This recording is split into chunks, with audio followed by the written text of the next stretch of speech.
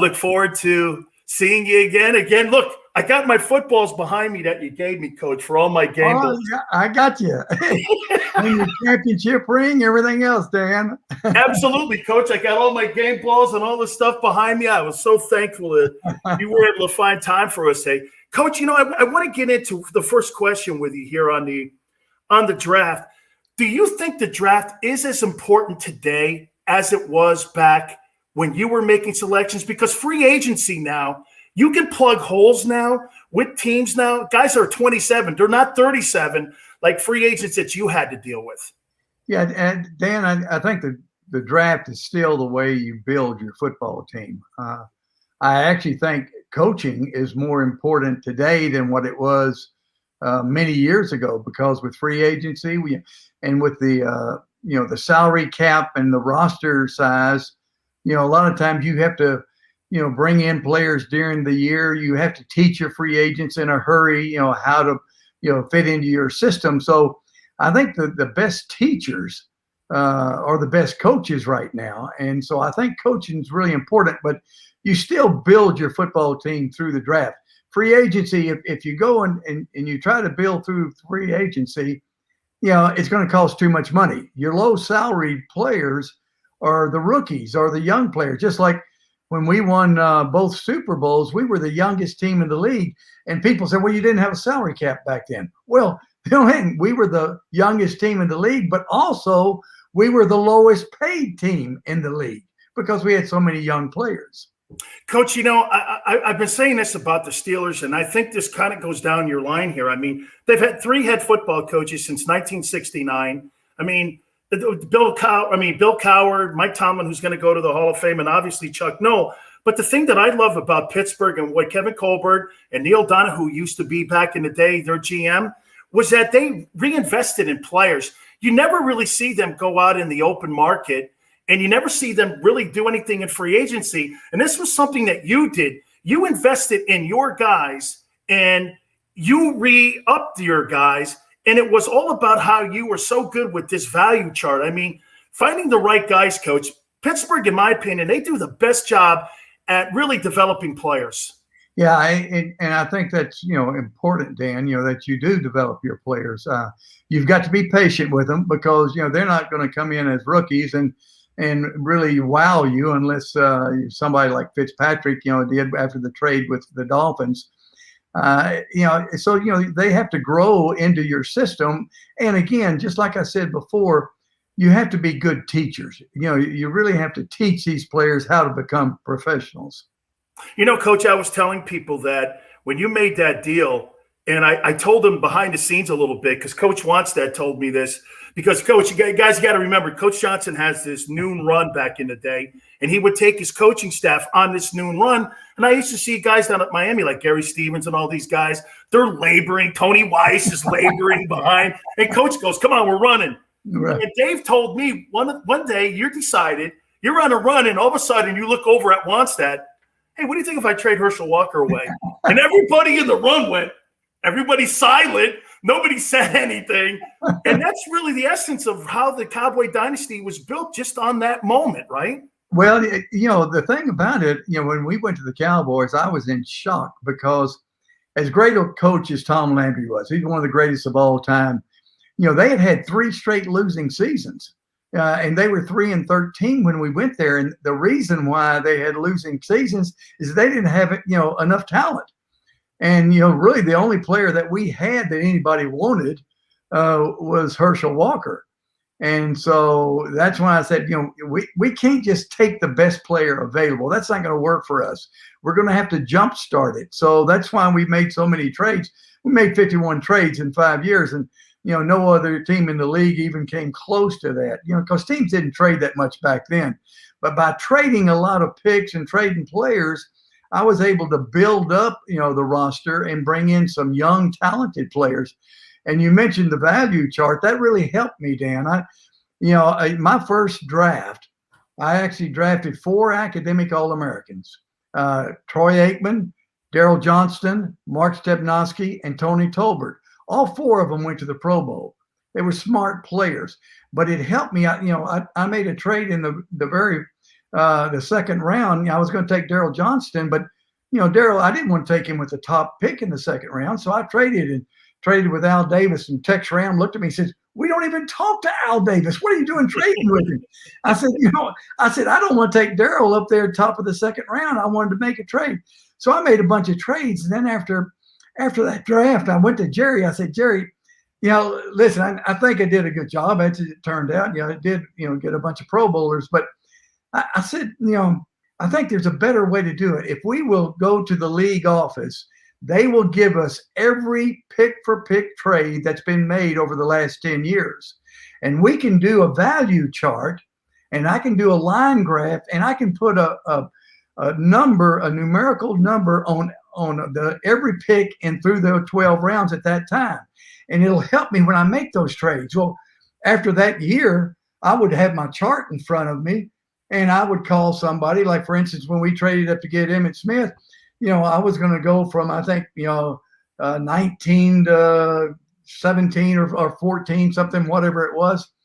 And, I told Pittsburgh, I said, "Hey, listen, we'll kick in our 3 if you'll swap ones with us."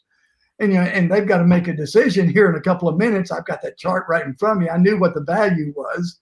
And so I was able to make trades like that.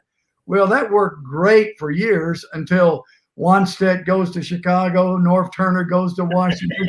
They took my chart with them. So now everybody's got the chart. Urban Meyer called me the other night. He said, I'm sitting right here staring at your chart because people are wanting to make trades." So every team's got that chart now. You know what, though, Coach? You bring up Urban Meyer, and I've had a conversation with Pete Carroll about this. I think Pete Carroll became a better coach when he went back to USC because he had the thing that you did. You went out all over the country looking for players all over the United States to play at the University of Miami. Some of the guys wouldn't end up coming down to Miami, but you knew who they were. Maybe they weren't the tallest guys. Maybe they weren't the fastest 40, but you knew they had the 2 things you loved. Had to be a gym rat, had to love the game, you had to be smart. Right. And when I see Carroll and I see what he did and what I know what you did, you think that's going to be an advantage for Urban Meyer having gone around and recruited all these guys? Without question. And I told Urban that on one of our conversations. I said, you know these players. You've been in their homes. You know their parents. You know what kind of upbringing they had. And so their background. That's going to give you a big advantage in drafting these players. And even players that you didn't recruit or you didn't coach, you coached against them. Just for instance, I remember a little 245-pound offensive guard that we converted to center, blocking you, Dan, Mark Stepnoski, when Pittsburgh played us. And I said, "Man, how in the world is Stepnoski blocking Sileo?" I said, "I better draft him." I said, "Tony Wise, can you make a 245-pound offensive guard into a center?" And, Tony, maybe the best offensive line coach I've ever seen, he said, "Yeah, I'll convert him to center." But, going back to what I said, Urban knows these players. He's seen them. He's coached against them. He's recruited them. And so that'll give him an advantage for a couple of years. Coach, I'll tell you a story about Stepnoski. We were scrimmaging the Raiders, and he was just getting killed because guys would head up on him, and he didn't know how to snap the ball. Right. And he goes like this. He goes, "Man, I've never played the position." I go, "Trust me, you're in the hands with Tony Weiss. These guys are not going to put you in this position if you're not going to be able to win at this position." And, Coach, one of the things that you're great at is not just the first and second round. You were able to find guys in latter rounds and guys that you knew were going to be able to plug in. How important was that for you, finding the guys in the latter rounds? Because, Coach, the first rounds, those are the star players, but most of the rosters in the NFL are made up from 3 down. Yeah, well, Leon Lett in the 7th round, Larry Brown. Larry was about a 12th round pick, MVP in the Super Bowl. So we were able to pick up some good players in the late rounds. Eric Williams, who should have been a Hall of Famer if he hadn't had the car accident, but a Pro Bowler, 3rd round from the state of Ohio. And then, of course, Stepnoski, in the 3rd round. So we were able to pick up some pretty good players, even with the Dolphins. We got the MVP, defensive MVP of the league, Hall of Famer Jason Taylor in the 3rd round, Zach Thomas in the 5th round. So being able to pick up some of those players in the later rounds, really helped. Sertan, we picked him up. Sam Madison, on and on. Hey, Coach, I saw on your Twitter page, you got it very unconventionally.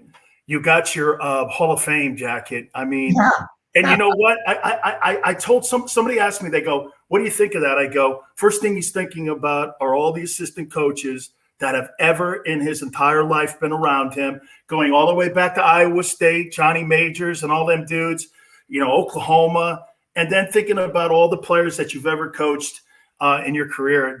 Is that kind of where it went? And your family, obviously, too, Coach. Yeah. Actually, when David Baker, when he came out on the Fox set, we had 35 million people watching us because it was a playoff game, Seattle and Green Bay. And he surprised me because I was expecting to be talking about the coverage for Seattle. But when he came out, the very first words out of my mouth that when I could talk was, I said, I just appreciate all the assistant coaches, because I've had great assistant coaches and all the great players, because those assistant coaches and those players, they're the ones that put me into the Pro Football Hall of Fame. Coach, 2 last questions here for you here. I was also watching you, and you were with Troy Aikman, and I tweeted at Troy, and I said this to Troy, because you had kind of like spilled the beans to me a couple months earlier that you were going to have him present you at the Hall of Fame. And I said to Troy, I go, "You're the hardest player that Coach Johnson's ever coached." And he went like this to me. "Why do you say that?" I go, "Well, you said no to him at Oklahoma State. You said no to him when we were trying to get you to transfer down to Miami. You went to UCLA after we broke your leg in Norman." I had to throw that in, Coach. Yeah, right. and then I go, and then you 2 guys did not see eye to eye. And I want to tell you this, Coach. We went to dinner one night at the steakhouse there at our first training camp. And he goes, He drafted your boy, Steve Walsh. And I went like this: if you think Coach Johnson gives a rat's ass about anything but winning, this guy doesn't care about anything but winning, man. He's so laser focused. Dude, 90% of this team that you see today will not be here, including me. I go, he's just not that guy. He goes, "Well, he drafted his boy." I go, I wouldn't look at it that way, Troy. And I said, "Troy, you're the hardest guy." And he's like, "I never looked at it that way." And I go, "Yeah, but now you're presenting him." I go, "Man, I got to tell you, your relationship with Troy Aikman has come so far, Coach, because from where it started, where I was there in the first camp, to where you guys are today, Troy's taking his shirt off down in Almirada. I'm sitting there watching you guys just pallet around with 50-pound tunas. I'm going, what the hell's going on? These guys are boys now." It's quite a story, isn't it? Yeah, that Troy and Wannstedt and Wise and North Turner and Rich Dalrymple, Butch Davis, they all came down. Bruce Mays. Last week. Yeah, they were all down. And I took them out on the boat. We had a great time. But Troy didn't realize I drafted Steve Walsh, for trade value, and I ended up trading him for a 1, 2, and a 3 to the New Orleans Saints, and so I knew that quarterbacks, are valuable. Just like a year ago, I was on Colin Cowherd's show, and I said, he was talking about the draft, and a year ago at this time, about a week earlier, I said, if I was Detroit, I would, trade out of that spot and get a bunch of picks, or I would take a quarterback, take, Herbert. And, if he would have taken Herbert, Detroit, then look where they would be now. But I just got ripped, we're saying, hey, how in the world can you say take Herbert? We've got Matthew Stafford. Well, what do they have now? If they'd have listened to me a year ago, they would have taken a quarterback. They would have had their franchise quarterback, and they could have traded Stafford. But that's what I did with Walsh. Even though Troy was our guy, I wanted to, get Steve Walsh. I knew he was valuable. We got picks for him, but that's how we built up the picks. Well, Coach, I'm going to leave you with this story. So we're running our 16 110s, and my daughter asked me. Did you finish those 110s? No. My daughter asked me, did I ever finish Coach Johnson's 110s? I said the most I ever did, I did 14 of them in Dallas. And she's like this. She goes, they're that hard? I go, hardest test I ever had. I go, let me tell you a story. There was a guy that Jimmy Johnson drafted. I think he was a 3rd-round tight end. I won't say his name because I don't want to embarrass the guy. The guy goes, Coach, I got asthma. Jimmy goes, asthma? That asthma field's over there. Hey, Dan, the funniest ones were when I had Russell Maryland was weighing about 320 pounds, and Cortez Kennedy, he was about 320 pounds. And I said, we're going to run 16 110s. You're only going to have 10 seconds of rest in between each one. Oh, man.